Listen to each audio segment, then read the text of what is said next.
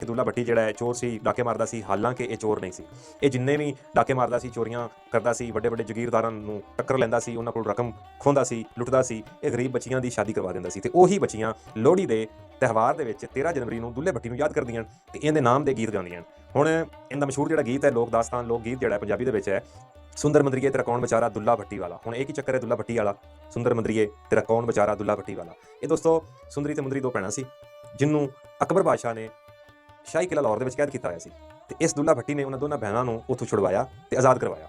ਤੇ ਉਹ ਦੋਨੇ ਭੈਣਾਂ ਇਹਨੂੰ ਯਾਦ ਕਰਦੀਆਂ ਸੀ, ਸੁੰਦਰੀਏ ਮੰਦਰੀਏ ਤੇਰਾ ਕੌਣ ਵਿਚਾਰਾ ਦੁੱਲਾ ਭੱਟੀ ਵਾਲਾ। ਤੇ ਦੋਸਤੋ ਇਹ ਦਲੇਰ ਬੰਦਾ ਸੀ। ਇਹ ਕੰਮ ਐਵੇਂ ਦੇ ਕਰਦਾ ਸੀ ਕਿ ਜਿੰਦੇ ਵਿੱਚ ਗਰੀਬਾਂ ਦਾ ਭਲਾ ਹੋਵੇ। ਮਿਸਾਲ ਦੇ ਤੌਰ ਤੇ ਉਸ ਵਕਤ ਦੇ ਜਿਹੜੇ ਵਡੇਰੇ ਸੀ, ਜਗੀਰਦਾਰ ਸੀ, ਆਪਣੇ ਆਪ ਨੂੰ ਬੜਾ ਵੱਡਾ ਨੰਬਰਦਾਰ ਸਮਝਦਾ ਸੀ ਬੰਦਾ ਕੋਈ ਵੀ ਸੀ, ਜਾਂ ਉਸ ਵਕਤ ਦੇ ਜਿੰਨੇ ਵੀ ਚੌਧਰੀ ਸੀ, ਇਹ ਲੋਕਾਂ ਨੂੰ ਸੂਦ ਤੇ ਪੈਸੇ ਦਿੰਦੇ ਸੀ।